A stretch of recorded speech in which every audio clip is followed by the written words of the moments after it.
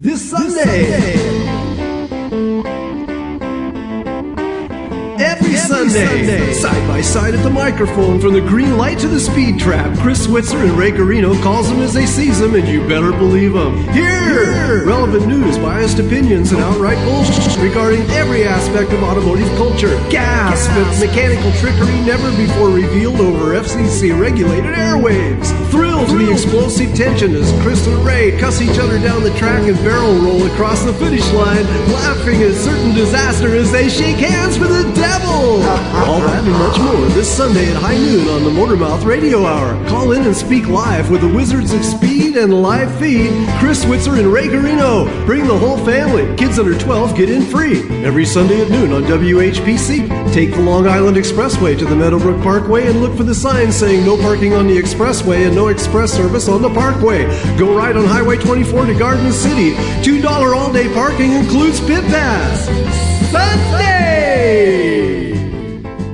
93 KHJ Golden. Oh yeah. D. Clark.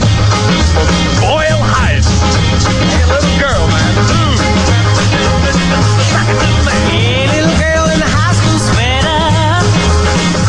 Yeah. Gee, but I'd like to know you better. Do you know us better? Are you wearing a sweater? Do you have a letter? Do you eat feta? Are you a bedwetter? Oh, you're a bedwetter.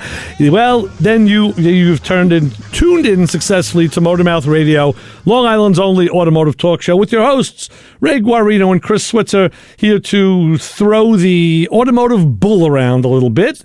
And we are just an icy cool glass of frosted automotive content for you on this lovely summer Sunday afternoon. That's the way I'm looking at it.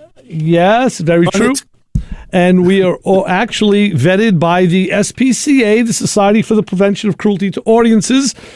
They've given us their seal of approval, and I still feel it. Man, it hurts. Yeah, right in the kidneys. Yeah.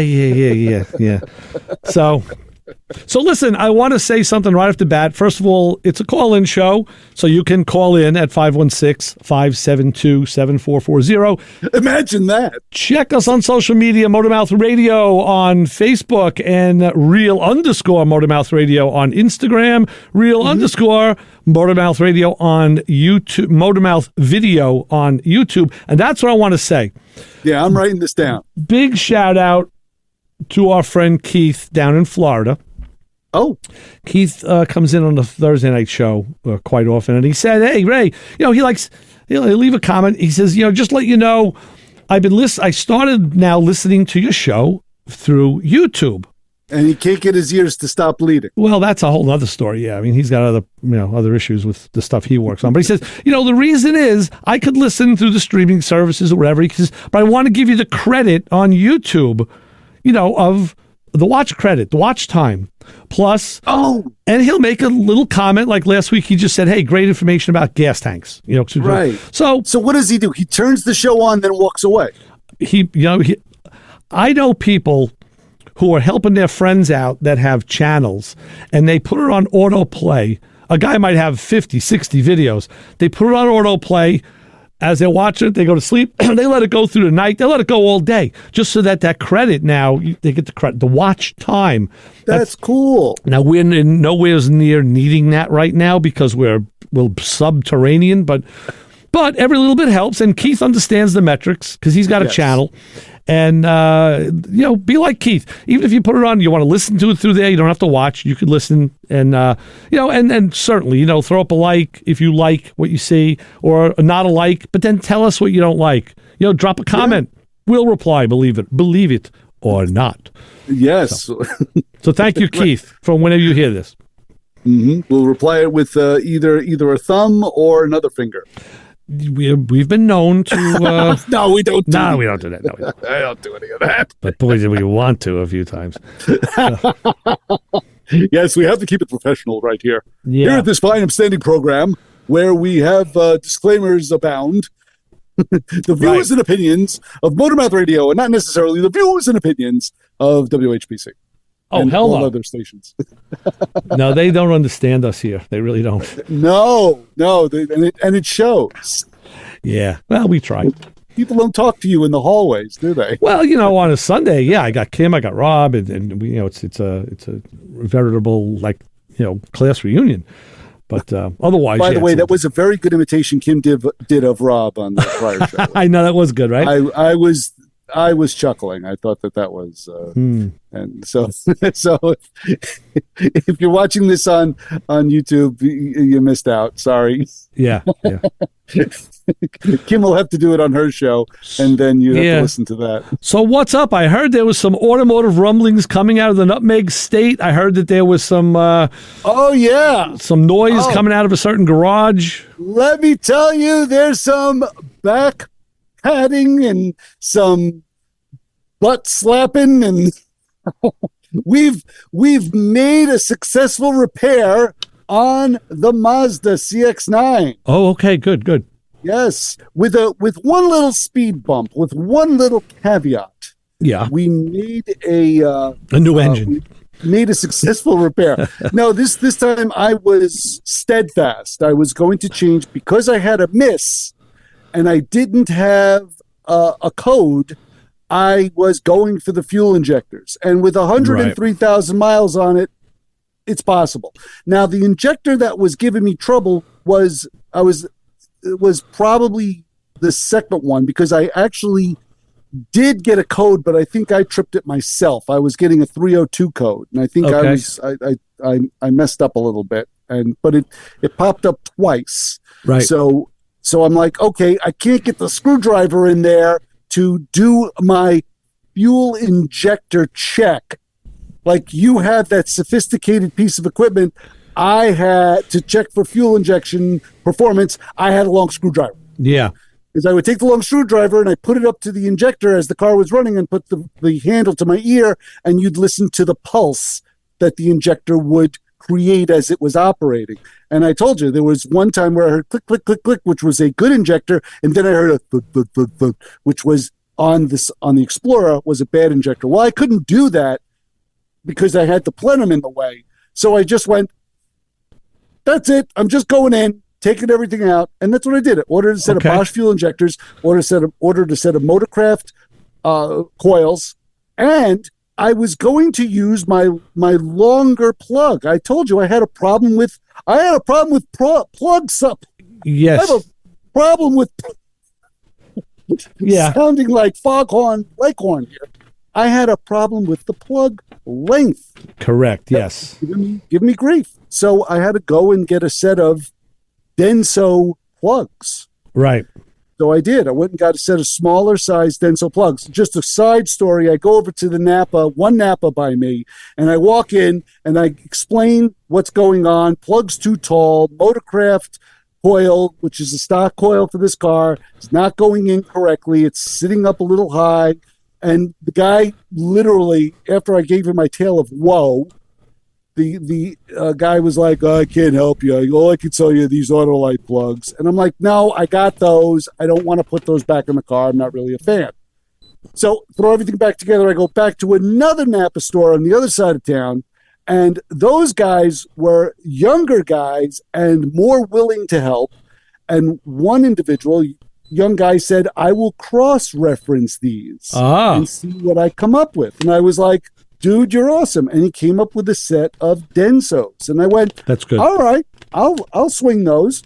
So I threw them in the car with the coils. They fit well. Then I did the fuel injectors. The fuel injectors were a little bit tricky because once I got the injectors and the fuel rail off the top of the motor, I noticed that the smaller ring was still in the manifold. The smaller donuts were still in the manifold. And they were coated with like a layer of dirt. It was almost like sand. Those are the ones that really stick because they've had all the heat on them. Yeah. So I'm thinking, how do I remove these donuts without getting the particles in the chamber itself? So I just squirted a little bit of oil on. That was it. Just a little drizzle of oil. And I made almost like a paste out of it from what I could see. And then I was able to pop the O-ring out. And I used a tool that I never in a million years thought I was ever going to use. My dad, when he was working for the phone company, had these thick rods that had like a small clip on the end. They must have been used to for pushing wires in or something on mainframes years and years ago. But the thing that I was doing with it, if you flipped it around, the handle of it was dipped in like a thick plastic. And I used that because it had like an edge on the very tip of it. It had an edge that was perfect to spoon out that crud out of the manifold injector hole. Right. So I was able to clean all those out, get the rubbers out, clean all those orify out, and install everything. Nice. Everything went in beautifully. So the fuel injectors went all in, and the coils, the plugs, plenum went back on with new gaskets, hit the key, boom, fired right up. Beautiful. Beautiful. Nice. Beautiful. Nice. Runs fine. Should have put a fuel filter in it while you were at it. Keep those new injectors clean. Why not? But it was funny to find a coating of crud around every injector hole. And I'm thinking to myself, did that crud actually like almost get in the way of the spray to distort the spray at all? That would have to be down in on top of the valve because the injector is like a plug and it shoots in. No, that's probably maybe some assembly grease or some assembly lube the last guy used to help get those O-rings to seat. I think the last guy was probably the factory. Could be. Yeah, could be. All right. These things have not been tampered with, at least not since right. We got the car with like 40,000 miles on it. I was assuming that all right.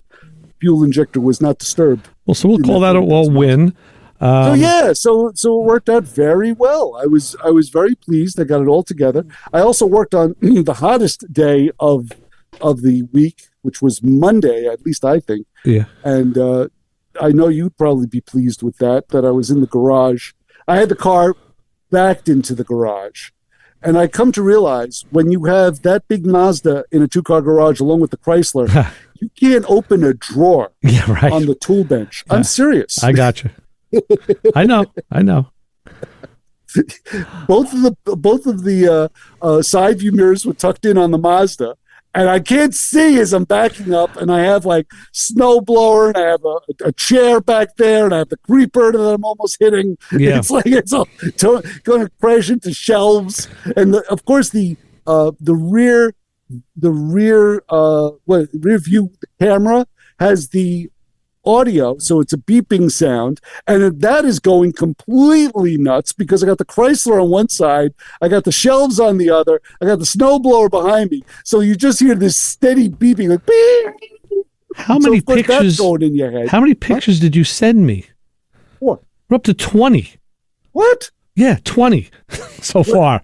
20? Yeah. 20 pictures that what? It just keeps now? going off. Yeah, 20. You 20 pictures. I sent you 4. Well, I think it sent them 3 times or 4 times. Well, if you find any pictures of my wife and kids, I'll let you know. Yeah. I was gonna say, I have a smaller garage, and I have a car and a half with a bench in it. So, and I have my car in there. But now what I do is I've been doing a lot of bench work. Sitting at my bench. But when I sit at the bench with a chair like this, right behind me is the fender of my car. So I make sure that I have a nice moving blanket draped over the fender. Oh, so that if I do go back, I would touch that. And so far, I've been so good. But wow. I've been doing some garage work too. I was doing a lot of cleaning. I was doing gun cleaning, as a matter of fact. Really? Were you listening to gun talk while you were doing gun cleaning? Hell yeah, I wish I could. I wish I could get it in. No, actually, we went to the range this week, and I have a friend. One of our good friends is going to be buying one of my pieces of hardware. Oh, good. And I tied it in with Evan Steger, who hasn't gotten back to me from time to shine, because this particular hunk of hardware is a nickel finish, and I had a feeling if I polished it with his chrome polish, it would really. So let me tell you something. Did you? Totally disassembled it, cleaned it, and hit it with that chrome polish like a mirror. I mean, like show chrome. So, wow. Unbelievable. So, really? Yeah, super nice. So, yeah, but I've been doing all of that in the garage and, just because you're using solvents. But now I took another couple out and I said, you know what? I'm going to use my ultrasonic cleaner. So I switched over to the ultrasonics. I realized with all the stupid little patches and the Q-tips and this and that, you waste a lot of product. You're there for a long time. Your fingers are getting jammed up. You poke them. Like, you know what? Throw them in the ultrasonic, press play, and go do something else. I love that you talk about your shiny gun that way. Absolutely. It's nice. It's nice to see the smile on your face and the feeling of accomplishment. Well, That's wonderful. it's all a matter of what makes somebody happy. So, but the ultrasonic is great for a lot of different things, and this is one of them. Anything that you need to remove, and there's different cleaners. People don't know there's a lot of different cleaners specifically made for specific jobs. Mm-hmm. Most people use for pretty much everything, like Simple Green and a mixture of water. And Simple Green in a bottle tells you how much to reduce it for different chores, and that if it's stubborn, you could always go a little heavier on the Simple Green. And the beautiful thing with that is it's biodegradable. You can just dump it out. What I know you use it for carburetor parts as well. Carburetors. Yeah, dual carburetors. Right. Yes, absolutely. I have to grab mine off the shelf because I have an ultrasonic cleaner, a small one, like a model size. I know yours is probably I bought a size. I did because I wanted to do 4 barrels, and I have a small one too. But the drawback to the small one is they're not heated, and the bigger ones are heated. I was just talking with Mike Jr. from the shop. He was thinking about buying one. And the same company that I got mine from on Amazon, it's a Chinese company. They're all over the place. They flooded the market, and they make, like a 10 or a 20 liter size, which is about the size of a small fish tank. I went with the 30 liter, which is not this big. It's big because again, I wanted to do 4-barrel carburetors, and I wanted to have enough space. But I told them, Mike, either a 10 or a 20 is more than enough, and they do come heated. Heats the solution, which helps cleaning. It helps propagate the cleaning. So, and you can put your feet in it, I'm sure. I guess you could. Yeah, you could. Well, for jewelry, I mean, I just watched the guy who did 3 tests on his ultrasonic. Cleaned around those toenails. I'm sure. Hell yeah! He had a selection of rusty bolts and hardware that was in his collection. He had a gun that he wanted to use, a handgun, and he had his girlfriend's jewelry. So. The tip I learned a couple of years ago that he learned too is the ultrasonic gets filled with water. Okay. So if you put your cleaner in the water and put your parts in there, if they're particularly dirty, now you're going to have dirty water. And when you drain it, you have to clean out the ultrasonic. Even though they're stainless steel, it's ugly. Secondary containment. So I had bought a bunch of different Tupperwares of different sizes, or you could use those strong Ziploc bags. So you put straight water in the ultrasonic, and you put your parts in the bag or the Tupperware, and in that you put the mixture of solvent and distilled water to cover the parts. Put that in the ultrasonic in the straight water, and the waves will go through the secondary container. Really? And then you take the secondary container out, you dump that, and there's your dirty parts. You rinse them, do whatever you're going to do, and the water in the ultrasonic is still clean. Unless like what's happened to me a few times where I had the heat too high and the Tupperware swelled and the top popped open and the stuff spilled. Hey, it's a learning experience, right? It's never good when the bag breaks. It's never good. I really hadn't thought of it that way, but you're right. Yes. Yes. Well. So anyway, I'm sorry. I'm here all night. Try the veal. I know. Tip your waitresses. Be good to you to wait. So I highly recommend an ultrasonic if you have space for it. I'll tell you one thing. I put mine out in the garage because they will drive a cat crazy. Why? Ultrasonic. Cats here. You know how cats here? No way. Really? If it's anywhere near a cat, and maybe even a dog, because they hear You're giving me some great ideas now. The mind boggles. Oh, God. Yeah. They don't like it. They don't like it. Really? So, yeah, I even had mine in the basement, and just coming up the stairs to the kitchen, the cat had heard it. It was like, she ran. I'm like, all right, I'll do it in the garage. So. My cat doesn't like the blender when my wife makes smoothies. Oh, yeah. I know. Yeah. Wow. Well, Good to know. So if you want to make a smoothie or get some cleaning tips, give us a call, 516-572-7440, and we'll be happy to help you out. Yes, and you can also text us if you feel the need. If you have nothing to do with your thumbs, you can text us 203-670-4127 right here at Motormouth Radio Nutmeg. Right. Also for tools, another thing, guys tend to get a collection of tools that get kind of grimy, especially like sockets that they don't get cleaned up. Put them in an ultrasonic cleaner with some solution. Man, they'll look brandy new. Wow. Yeah, that's very good to know. But the only thing I will say is if you do something like a pair of pliers or especially like, gun stuff that has a lot of inside chambers, it will take all oil, wax, and slippery things out of it. So you will have to, where there was oil before that you deep oil, you have to deep oil everything again because it cleans that deeply. So that's really? the only thing I would the only codicil I will throw out there. How do you deep oil? What do you just dip the part right in a basin of oil? No, it depends what you're doing. Some things need to be oil, like a gun. In while we're talking about it, many manufacturers recommend only oiling like 3 spots on top of each slide and 1 top on the barrel. A drop, done. That's it. Don't oil the trigger. Don't oil anything else. Don't oil the. Yeah, a lot of manufacturers like that. So because the other parts are already oiled internally, they're deeper oiled. So that's when they don't. That has to be re-oiled. But also this phone button. Let's go back to the phones and the fun and say hi, caller. You're on with the Motor Mouths. Those pain in the butt phone buttons. There we go. How's it going, Johnny? I'm doing good, Ray. Hello, Chris. Hi, John. Having problems with your buttons again? Not mine. It sounds like Ray was having phone button problems. Oh my God. Ray, I don't know if I've told you this. I know you're new to the ultrasonic scene, but great carburetor cleaner is Seafoam. Seafoam or Berryman's is. I used to use. There's many out there, John. The problem is where you can find them. That's the thing. Where you can find them? Yeah. If you buy Seafoam by the gallon in Advanced Auto Parts. Okay. I haven't looked, so I'd have to see. Yeah, I know. 30 liters. Oh my God, your cleaner is way bigger than mine. But I do pretty much the same thing. I throw the Seafoam into Tupperware, plastic bag, whatever. And the Tupperware is actually nice because with the Seafoam, if you leave whatever container you put the Seafoam in for a while, most of the particulates settle out of it. Yes. I just siphon off the top layer of it and put it back in the can. They're very true. I do the same thing. Sometimes I'll pour it out through a coffee filter. The other thing I use is I've saved different sizes of glass jars that really had a good sealed top on them. Yep. And I used one yesterday for all small little parts. Threw them in because now you're putting less fluid in there. You don't have to use as much fluid, and you can put. But like I said, you're doing small engine stuff. I was doing 4-barrel carburetors.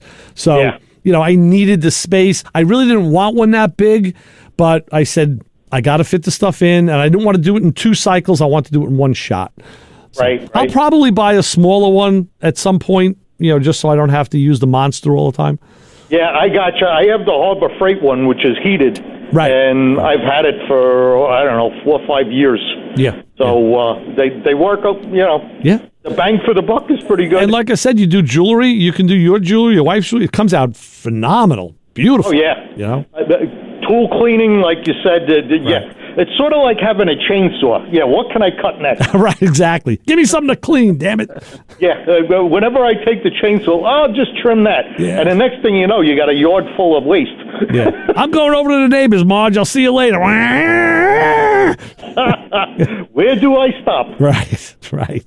Well, John, you can come by anytime on this end. And if you're ever on the other side of the sound with the chainsaw, come on by. I'll tell you the truth. One of the guys I learned a lot of tips from Ultrasonic was Steve Small Engine Repair YouTube channel. Steve Saloon, yeah. Steve Saloon, right. Yeah, he's a great guy. I don't know if it was him or somebody else that I watched. They did an interesting comparison, like what you were mentioning. You use a heavy-duty Ziploc bag or a piece of Tupperware, glass jar. Yeah. And they actually did some type of comparison where they put each one in, and I don't know if you've seen it, but put a piece of aluminum foil in it and watch what it does to the aluminum foil. Oh, wow. No, I haven't seen that yet. Yeah, I'll see if I can find it. It was a while back that I watched it, but there is a difference depending on what vessel you put in the water as a container with the parts in it. And they pretty much did that as a test. Yeah. They put a piece of aluminum foil on Tupperware, and it basically riddles it like Swiss cheese, in the straight ultrasonic cleaner, and then it had varying degrees of holes in the aluminum depending on the vessel or container that it was in. I'll tell you this, I like the plastic bags. They transmit fast. Tupperware probably slower, but glass. I found that glass jars, it transfers really nice. The glass must amplify the signal, I think. Yeah. I don't know. So, yeah, all good stuff. And yeah, you can just Google the stuff online and watch YouTube. There's plenty of videos, and you can go out and play. Yeah, I'm working on vapor blasting now. Oh, nice. That looks like a cool. Me and my buddies went out for tacos a couple of weeks ago. Yeah, we did some vapor blasting ourselves, but it was out in the parking lot. I'm sure you did. Yeah, it was different. might not be what John's talking about. I'm not sure. I don't know. It all depends on the vapor. It's basically an air blast that converted to work with water, a solid waste pump, and it works very similar to media blasting, except it's less damaging to whatever you're blasting because of the water. And what are you blasting with it typically? I've seen people do. One guy does the motorcycle engine cases. I've seen them do carburetors. Okay. But again, your mileage may vary because depending on what you're doing, like a control arm with bushings in it. Yeah. Make sure I sealed up the bushings pretty good before I did any type of media. Okay. Yeah. All wet to keep the abrasive out of it, because no matter how good you clean it, you're never going to get it all out. You can always knock them out and press them back in, or put new ones in. Bushings are typically pretty cheap. Yeah, I gotcha. But the guy gave the typical YouTube disclaimer. Yeah, you may want to do this, and I said, probably not the worst idea in the world. Right. Exactly.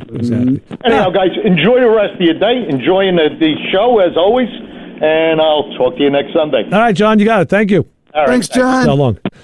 All right. Well, you know what? With that, we've driven ourselves right down to the bottom of the hour. So why don't we take care of a little? Cellar. Yes, we did. Where did Rob leave something? Let's. I'll tell you about the weather. Boy, is it hot, and it's actually powered by Does Bagels, with locations in Garden City Park, Freeport, Levittown, and now open on 7th Street in Garden City. Yeah, it was partly foggy in the morning. And now it's hot. It was 91 when I came in. God knows what it is now. It's going to be partly cloudy again tonight, low of 74. I've been in the pool every night at like midnight. Really? Yeah, I've been doing the midnight pool dips because it was... Boy. Yeah, I found that a chlorine bath is better than a shower sometimes. It really dries the skin out. It feels great. And you can see the moon, and I saw some constellations. It's as you float around. It's really kind of cool. It's quiet. Hope you're wearing a bathing suit while you're doing this. That's for me to know and you to find out. But come sneaking over my fence, you'll be met with a bead blast nozzle, maybe. I was going to say a big chrome gun. My blasting gun. So, and also, I have to tell you, Chris, that the WHPC app has your future dinner plans all set. Oh, tell me why, Ray. I'll tell you why. Because you just got to download it. Unlike the 32 pictures I have so far. What? 32. Yeah, 32. How do you get this thing to stop? I that's what I'd like to know. I said 4. It's like when you talk, it's like, stop. No, and you don't. I don't know. Well, if you download the free WHPC app and click the Win Stuff button to enter, you'll enter to win $50 in gift cards to Uncle Bacala's Italian Seafood and More in Garden City Park. I've been there many times. That's one of our go-to restaurants. It is phenomenal. So good luck from the voice of Nassau Community College and the free WHPC app. Download that, and maybe you get to win some. You can report back to us how you like Uncle Bacala. Kevin, we converted Kevin and his wife to fans, and we typically go as a foursome. So Very cool. Do we have an honor or a dishonor group of the hour for this July day? Actually, we do. We also have a text from our own favorite and probably the longest running listener of this program, Joe the Undertaker. But we will get to that on the other side of the break because he's got an issue that he texted us. But anyway, the Motormouth Radio Honor Group of the Hour this week. If you've ever found a tool where you least expect it. Ooh. Here you go. Talk about a sonic, ultrasonic cleaner that's involved here. Have you ever driven along and spotted a screwdriver just sitting in the middle of the road? Have you actually risked your life dodging traffic to go get it? Yeah. Just to add to your 20,000 other mangled screwdrivers? Yeah. Have you ever pulled a pair of needle-nose pliers out of the sidewall of your tire? Have you ever been in a salvage yard where a variety of sockets were scattered next to a partially disassembled vehicle?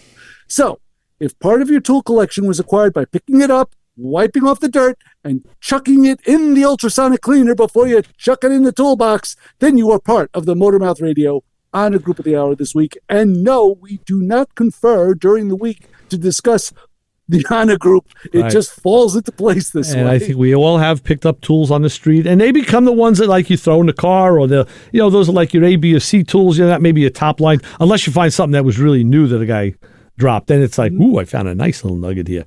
So, all right. So with that, we will take our break. We'll take care of a little business. We'll be back with more Motormouth Radio in just a few minutes on 90.3 WHPC. Listen to this. Hot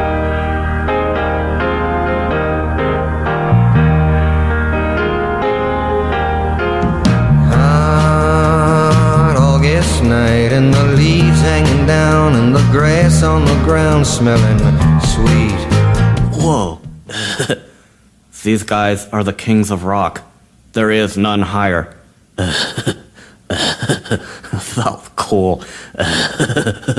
This show on 90.3 WHPC is brought to you by CarStar Celebrity Chase Collision, with 2 locations in Limerick and Oceanside, who remind you that New York state law says you always have the right to choose which shop will fix your car. CarStar Celebrity Chase Collision offers a full range of services, 24-hour towing between Montauk and Manhattan, shuttle service, and they can help you with a rental car arrangement if needed. All repairs include the CarStar Lifetime Nationwide Warranty, ensuring that the experts at Celebrity Chase Collision are always on your side. Y sí, hablamos español. More information is available at 516-593-0920 or online at celebritychasecollision.com.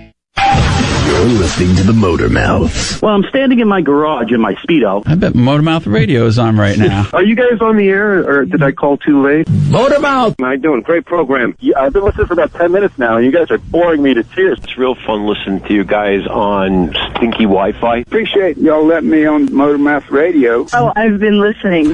Motormouth! You're bringing back really bad memories for me. You guys have your passion here. You're making a living at it. But the way your show's going lately, anything goes. Well, I got a lot of people listening to you guys.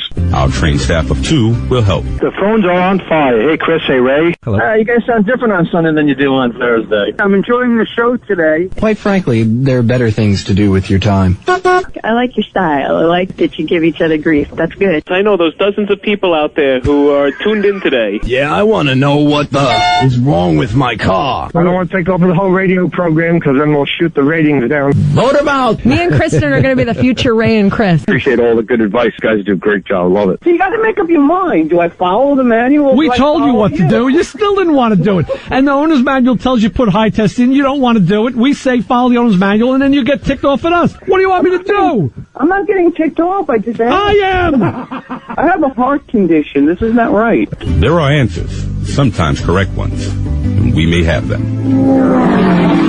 Motormouth Radio, 90.3 FM, WHPC. Motormouth! Hey, you, get over here. Every Sunday, 12 to 1, you are going to tune in to hear the Motormouths, my friends Ray Guarino and Chris Switzer.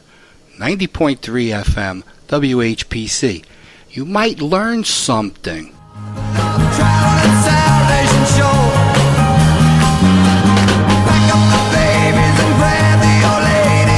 That's always good advice. Pack up the babies, grab the old lady, and get the heck out of Dodge, man. It's time to go on the whatever traveling show you're on. Today, you're on Motormouth Radio's traveling show. Give us a call, 516-572-7440, and we will talk to you about whatever ails you or your car or motorcycle garden tractor, lawn equipment, ceiling fan, ultrasonic cleaner. We kind of covered all. And just to let you know, yeah. Do you want to get that or no? No. What do you got? What do you got there? All right. Joe the Undertaker says that Brent has a 90 caddy and the glove box trunk release won't work. He says everything else checks out. The consensus is it's in the valet, but he can't find any info to take it off valet. Oh, it's in valet mode. We'll visit that again after we say hi to this caller. And hi, caller. You're on with the Motor Mouths. Hey, it's Kevin from Massapequa. How are you? What's going on, Kev? Everything's good. Have you been listening? Did you listen to the news this morning? I was, yeah. They said something that car engines going forward will no longer have oil dipsticks, because they say that the new generations, they don't bother to check the oil, so they're going to put an oil sensor in and do away with the dipstick. I will tell you, I don't want to burst your bubble or jump on you. Some cars already don't have dipsticks. Really? Yeah, you know what? I talked about that Porsche that I inspected last week. It was a 2009 Porsche Carrera, no oil dipstick. And I had to ask, I saw a cap that had an oil, icon on it. So I twisted the cap off, and then there was like a ring that you could grab in this tube. I pulled it out, and it was like a trough. And I couldn't get it to come all the way out. So I asked the owner, I said, is this the oil dipstick? He goes, no, the car doesn't have an oil dipstick. I said, what is this? He goes, that trough is so you could add oil when the car tells you to. He says, you don't check it, and you don't check the transmission. I mean, Corvettes were like that back in the C5 or 6 range. You needed a scan tool to check the transmission fluid. So yeah, totally. My Dodge didn't have a dipstick, and I knew cars that were in like the early 2000s that did not. A lot of GM cars didn't have transmission dipsticks. My FJ Cruiser is a 2008 that doesn't have a tranny dipstick either. Mm-hmm. I figured the fact that it made news radio, AM radio in the morning, it must have been something that was, new and upcoming. So I didn't know if you had covered that. But, all right, I'm a little bit late to the party. No, that's okay, Kev. I think they finally you know what it was? It crept up on people, and only people who work on cars would know about that. So these guys in the news booth, they don't know. They're just doing news. So, yeah.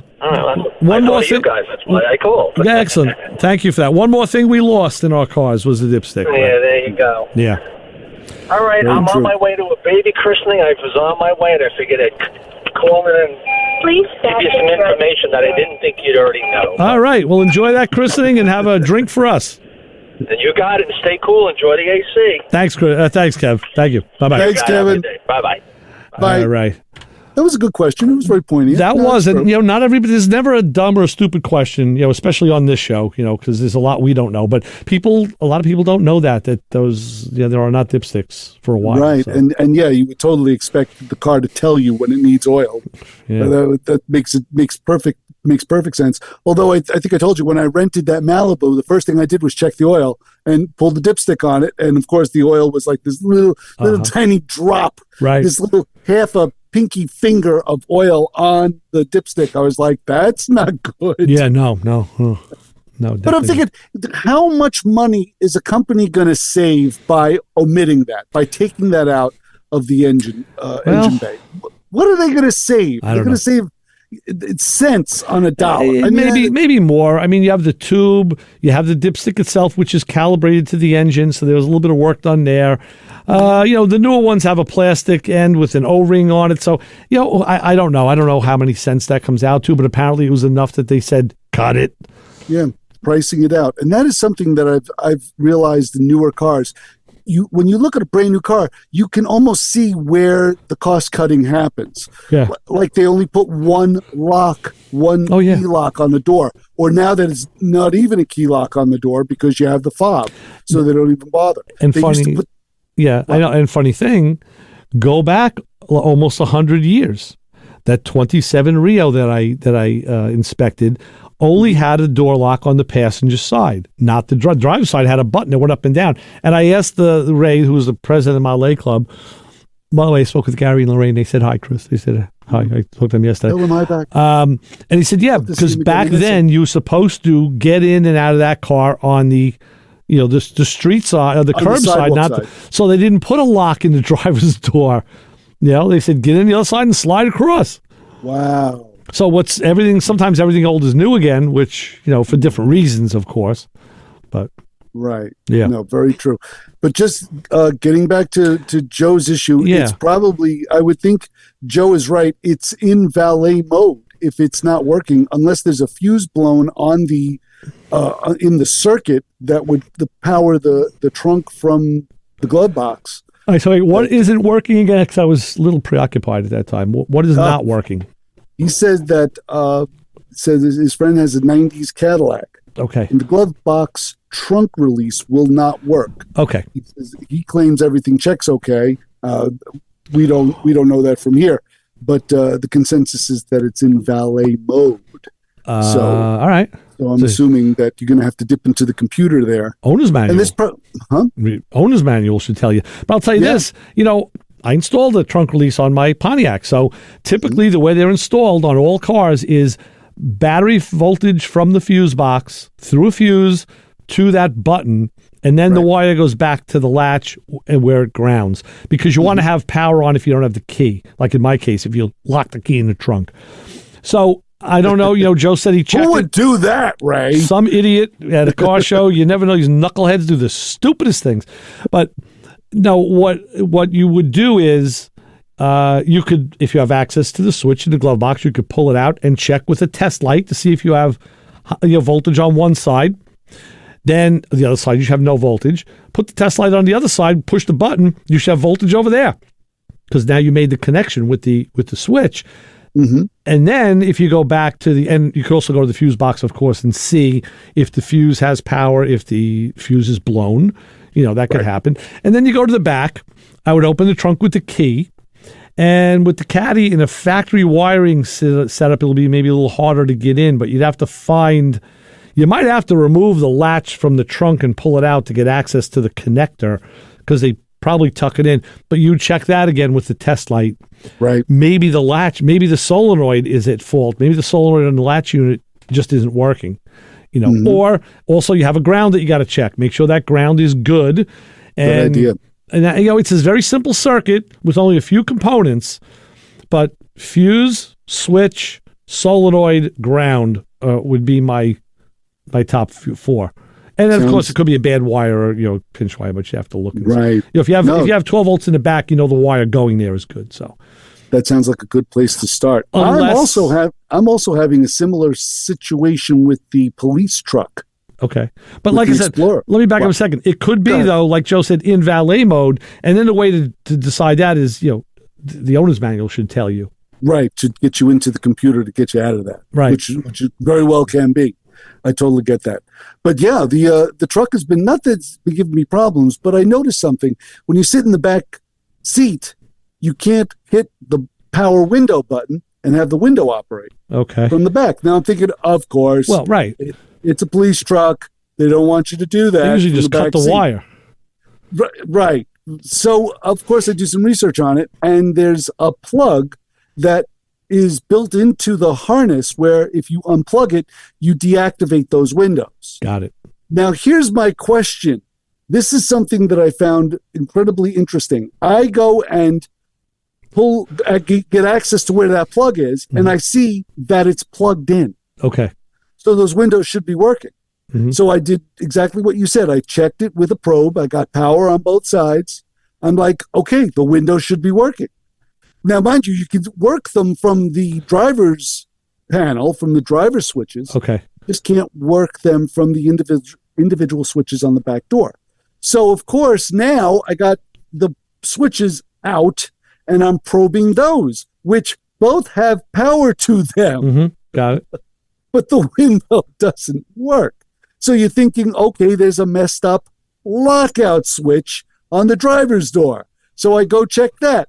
That's working, right? Because you find the wire that's associated with the lockout, go in it with a probe, and of course I'm hitting the button and the light is going on and off. Okay. So I'm like, where I'm having a hard time finding where they disconnected these windows from. But here's what I find interesting. If you go online, that's the only advice they will give you if you type in rear windows don't work on a police vehicle. They'll on a Ford police vehicle. They will only tell you about that plug. They will not tell you about it. Well, yeah, because they don't want you to take that information and know when you get locked up and thrown in the car, you'll know how to circumvent the windows. I mean, but I'm thinking, what did I'm trying to think where it was, the Shelton Police Department. I'm trying to think who owned this thing before I did. What did they possibly do to deactivate those windows? Because Brian is thinking along the lines that I am. I was waiting to get more information, and he was thinking that the ground is interrupted. So, and everybody checks power. People rarely check the ground.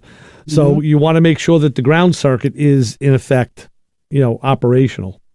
Right. I'm trying very hard not to take these door panels off the back of the car. Well, it's always good to get a look-see at the motor to see if they did something at the motor, Right. But then again, the motor works because it works from the front doors. But this is like a three-way switch in your house. You have two travelers, a neutral and a ground, not just one, not one traveler, neutral and a ground. Right. So, it is a little bit more of a complicated search. It's a three-way switch. So it's just trying to get in the heads of a police department. What would you say? Equipment. Equipment. Builder. I knew one of the guys here in Nassau who worked at that facility, and Mike, actually, Parinello worked there. One of the guys, right? He was one of the guys that I knew. There was another guy I knew too who did it, who worked there, and they did things their way. So I'm sure the guys in Suffolk didn't do it that way, or maybe some guy, So everybody had their own, thing. But I'm just thinking it would be ridiculous to pull the panels off the rear doors. That's not ridiculous. And you're looking usually you could tell, you're looking at a door panel, you could tell if someone tampered with it. You could see marks floating around. Crowbar marks, yeah. Yeah, crowbar. Yeah, because we're not talking about a group of individuals that really care about authenticity and what would you say, workmanship. I'm not saying they do bad jobs. I'm just saying they're going to slap the panel back on the car. I did know one of these guys who had it in his mind that he wanted to buy one of these vehicles when it came after its life cycle. So that car got some extra special attention when it was worked on and came in. And, okay. And then he had the inside track, so he was able to make his move. So, but the majority of them, I think, no, they treat it like school buses. Right, exactly. That's a great way of putting it. Yeah, they just treated them like an ordnance vehicle. So when you kind of look for those clues, and when you don't see them, you kind of say, all right, then they must have. They only worked on it like either through the switch, through the fuse panel, through the clip, but they didn't. I don't think they even bothered with that special clip that you're supposed to unplug. And like Billy G said, he said, a lot of these cars have been taken out of service for civilian sale. They don't give a crap what's going on. They just, I mean, the one that I got, that the RMP that I had years ago was like that. But anyway, but I want to tell you about another car quick before I forget. I got a call this morning from our good friend Ray, the fixer. I'm going to go look at a 69 Roadrunner. It's a 383 4-speed car, all original. And the owner is having trouble at it idles and drives around flawlessly until you hit a certain RPM and then it breaks up. And they were thinking of common things that could cause that, and nothing has worked out. He even had it, went through a head issue, had another engine rebuilt, put that in. And I asked Ray, I said, what kind of ignition's in this car? I'm thinking of an ignition issue. And he said, I don't know. I said, does it have a ballast resistor on the firewall? He goes, yeah. I said, okay, it should only have a ballast resistor hooked up if there's points in the car. Right. Because that knocks the voltage down like 9 volts for cranking. I said, if there's any kind of an aftermarket system in there, I said, back in the day, they used to use Mallory. Now a lot of guys are using Pertronics. I said, that has to have a full system voltage sent to it. and that ballast resistor is a no-no. I said, there's another thing. It could have a Petronix or Mallory that had a rev limiter set, and maybe the rev limiter was set just too low, and the guy's hitting the rev limiter. Well, I talked to the owner quickly today. Yeah. He doesn't really know the ABCs of it, but he knows the car does have a Mallory ignition in it. And I said, okay, so it's probably an older installation. And now it's suspect. Even, they go bad. They go bad too. So we're going to shoot over there, and what I'm going to do is I'm going to pull that connector off the ballast resistor and jump it. Now, basically, going around the ballast resistor from the equation, and then we're going to go for a ride. We're going to see if that thing will hit $6,000 or $7,000 and chirp third and fourth gear. So, I don't want to drive it because it's a 69 Roadrunner with a 383 and a 4-speed. So that just came up this morning. In fact, as I was getting ready to do some show stuff, that call came in. So there's always stuff happening around here. There's always things, and a lot of times I'll leave the show, get a call from somebody. I'm like, oh wow, that's a great topic for the show. I got to remember this till next week now. So. Oh yeah. Well, yeah, it's just we're having the same problem with my cousin's Corvette with the 427 that has the Holley Terminator sitting on top of the big block, and like we talked about off air, I can't find the sensors for this thing. I think it has a repeated stalling issue. The only time it does not stall is when I'm near the car. Imagine that. And yeah, those were the 4 pictures you sent that came through 32 times. Right. I'm just shocked that they went through 32 times. That's there's the TPS. I see the TPS right there, clear as day. Oh, the TPS that's the only thing we can find. All right. Did you get a picture? But yeah, as far as I think it's an IAC issue with the idle control valve, because the car dies and then you could start it right back up again. Right. So it's not fuel per se. It's not, but it's definitely heat oriented because it happens when the car gets hot and gets really hot, basically. Not abnormally hot, not like it's boiling over, but on a warm day in the mid 80s, it seems to work. It seems to aggravate it more than a night in the 60s, right? 60-degree temps. So we're still flummoxed over that, trying to figure out what's going on there as far as that's concerned. But mostly it's identify where things are.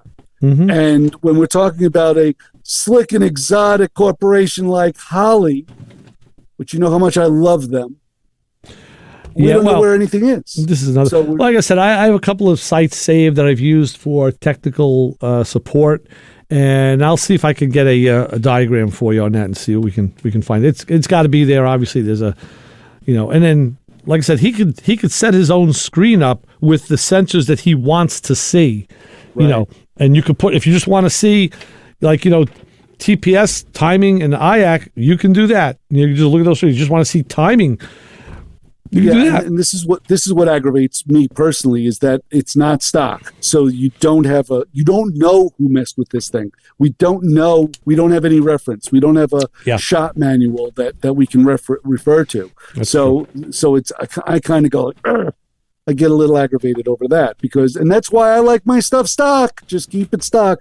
But in this case, this is a nice setup if it works well. And that's what we're trying to do, because I know you've had trouble with your Holley setup, but once you doped it all out, it's rock solid, right? Yeah, I had trouble in the beginning, which they said you very well may have trouble, and it was with the IAC. It was with getting that idle right, and there was some very specific IAC adjustment procedures that you had to go through. And they said you may have to go do this 2, 3, 4 times to get it right, to get it where the car likes it. And also, not only just that, driving the car helps it learn and learn your driving style and collect data for the fuel curve. So, and mine did. I mean, in the beginning, I had like some backfiring and I would stall, and then the car would start right up again. I'm like, okay, drive again. It would stall as I slowed down to a light or a stop sign. But like I said, that luckily worked its way out between my adjustments and the learning. And that's a done thing now. But it was, like I said, when you look at the IAC, you should, if you're seeing anything over 6 or 7, it should only be very briefly. You shouldn't be running around 10 or 12 or 14. That's too much. It's too much air. It's too much air. Oh yeah. They tell you that in the paperwork. Read that book. But Pat has a manual that he sent me a picture of, and in there they kind of go sensor by sensor. Read the IAC section. You'll see. No, it's true, because I've always said that. I always like when there's references, where it's like when you read a blood test, there are numbers that your results have to fall in good and bad. Right. And that's what I'm always looking for automotively, and especially in anything electronic. Give me that parameter. Give me, okay, like you just said, if it's up 14, it's too high. Right. If it's down around 0, it's too low. The range of... right. So if I see it at 26, I know, oh, holy smokes. Yeah. So sometimes you don't need the degree. You just need to know where your parameters lie and get everything to fit within those parameters. And that's good to know. That's why we should listen. Have more people listen to this show. I know. Like Keith. Well, like I said, I say it all the time. I'll say it again. Say it again, Ray. Guys don't read the manuals. They don't read it. Pat's got the manual. Hey, is he going to make me go off? Is like who's your buddy there that made me go off in that promo? What the hell was his name? Oh, my buddy Brian. I tell you what to do. You don't do it. Then you call up and you complain again. Yeah, boy, you're really, don't get mad. I'm like, no, I'm getting mad, you knucklehead, because I told you what to do. Read the freaking manual. That has got to be the best one line out of all the promos. That has got to be the best one as far as I'm concerned. The 20 years we've been doing this. Well, I'll tell you this. It was certainly real. Real. But you're right. Take the manual, put it in the bathroom. Well, I know Pat has it because he sent me a picture of it. So you should take it. And literally, it's easy to read. And you'll see what I mean. On the last page, they show you all the things not to do electrically, all the ways not to make a connection. They show you in color pictures. And guys do it all the time. Wrong. Not right. So, yeah, if you read it, you'll see. The manual has pictures, like I talked about earlier, of the component on a white background suspended in midair. So that's all you see is the component. You don't see where it's located.